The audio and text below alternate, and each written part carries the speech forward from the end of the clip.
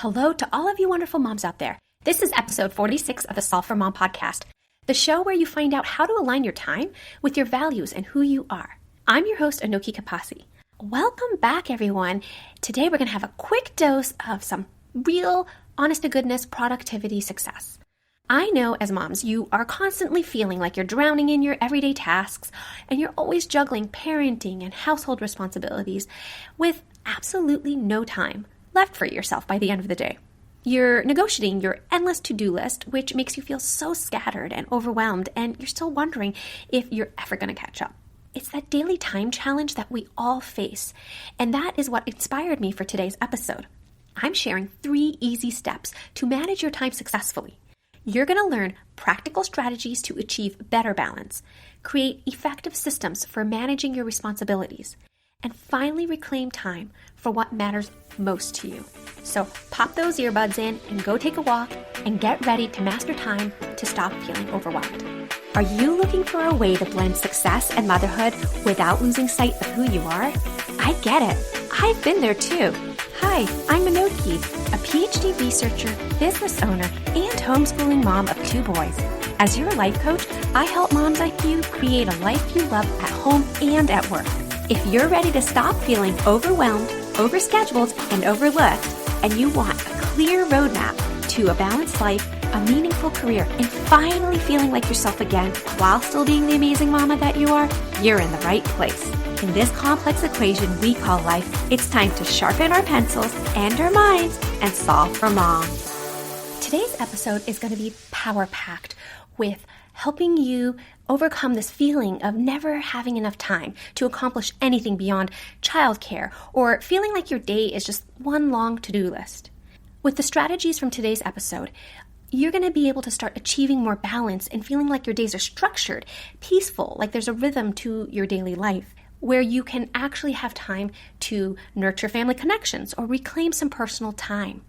I'm going to be arming you with some really effective systems for managing your time so that you're going to stop going from reaction mode to actually being organized and living more purposefully. I remember when my life felt like it was on fast forward with no stop or pause button. I was constantly forgetting to sign my kids up for activities and bringing them to places at the wrong time. When I'd come home exhausted at the end of a long day, I felt kind of depressed when I saw how disorganized my house was. I was actually putting all of my energy into my work and homeschooling, but I wasn't really planning ahead for my family or finding the time for household tasks or even letting myself think about what I needed. The expectation that I had to quote-unquote do it all created a cycle of this overcommitment and exhaustion that I would just go through every day. I mean, even the other day, I found myself dealing with a sick child that led to me changing my schedule for the day. And that meant that I ended up with less time than I had originally expected. In moments like these, I really feel so overburdened. But I realized that there is a better way. I learned very simple time management techniques. And when I started using them, I started to gain breathing room in my schedule, even when unexpected things pop up. And yes, sometimes establishing these new strategies can take longer initially, but it's totally worth it for the long-term benefits of having more balanced day. When you overcommit yourself, you're obviously going to feel like your time is scarce because it is, you've packed your schedule. But the simple act of purposeful time structuring, like with time blocks and stuff, you're actually creating a sense of having more time without actually having had created more time. The first time management strategy I want to talk about is learning how to prioritize. Now, this sounds like a really big thing. Maybe you even hear a lot of people talk about it. So let's explore why prioritization is essential and how to do it effectively. See, I believe that prioritization actually requires a lot of self-discovery because prioritization is using your internal compass to guide decisions about how you're going to spend your time. It involves you identifying what truly matters to you and then understanding what those non-negotiables are. So when your actions are aligned with things like your values and your passions and your preferences, you're going to be more motivated to pursue those goals and you're going to feel more balanced in the process. Scientific research shows that tasks hold a greater subjective value to you when they are connected to your core values and to your sense of self. So here are the key steps when you are trying to tackle how to prioritize your time and your day. Start with self-discovery to understand what's meaningful to you. What are your non-negotiables and what truly lights you up, your passions? Your non-negotiables are basically your fundamental needs. These are things that must happen for you to feel normal or at ease. And then use your life plan as a decision-making filter to evaluate your tasks and your commitments. So your life plan is your roadmap to helping you reach your ultimate vision. And it requires a lot of self-discovery, but you define different components of your authentic self, like your purpose and your mission and things like that. And so once you have all those things defined, it is a reference point. It literally is a map. When you're trying to decide how you should spend your time, who you should spend it with, how much energy you can put into things, you can look at your life plan and say, this is or isn't serving my goals. This will get me closer to my vision or it won't. And that is how you start making decisions. Decisions like, is this essential to my long-term goals, my family priorities, or my well-being? Does this align with my values and bring me fulfillment? Is this activity time sensitive with a real deadline? So remember that not everything deserves your time, and that's the whole point of this. That's the whole point of prioritization, and that is what a life plan can help you with. The goal isn't really to do more. It's actually to do less. That's how you make more time.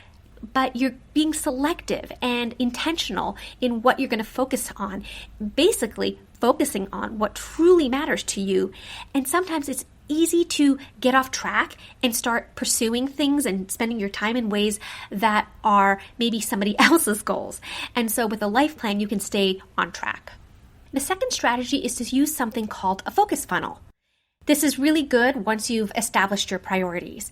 The focus funnel is a decision-making framework that helps you process tasks efficiently, whereby you're filtering them through elimination, delegation, automation, or execution. The focus funnel helps you reduce this overwhelming workload by providing a clear system for managing all of the tasks that you have in a day.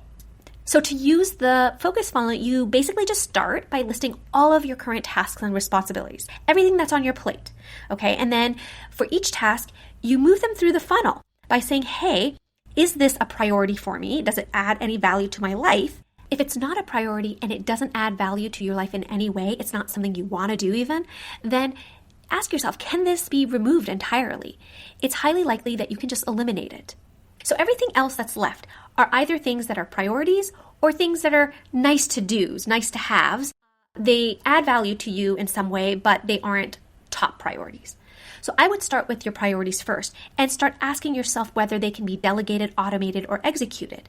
So for delegation, you just want to know whether you have to do the task or can somebody else handle it. Because if somebody else can handle it, then you can get it off your plate, but know that it's still going to get done.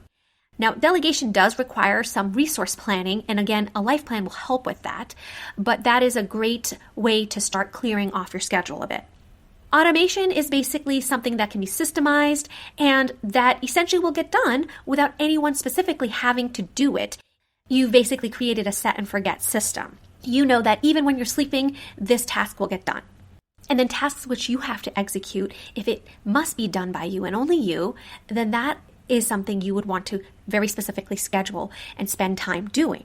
For all of the other secondary things that you want to do, they aren't priorities, but you'd still like to eventually address them. Those things can also go through this focus funnel as well, but those are things that you might have some more leeway in spreading out over time in your schedule. Like they're not all things that have to get done today, for example.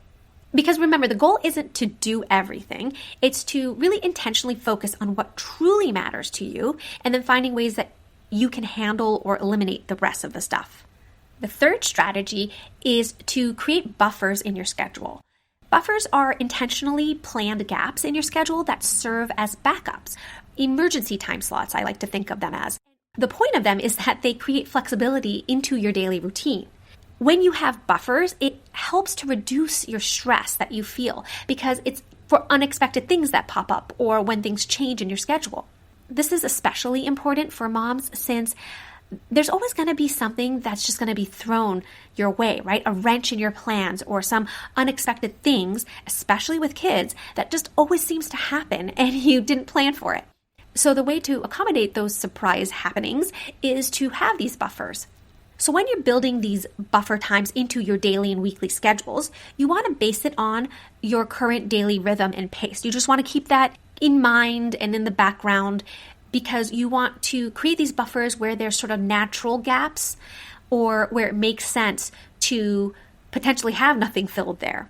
Or for you to maybe have to unexpectedly do something, right? You don't want to take something that's super high energy in your day and then put in a buffer and potentially end up having to do something without planning that's, again, high energy because it falls into your buffer time.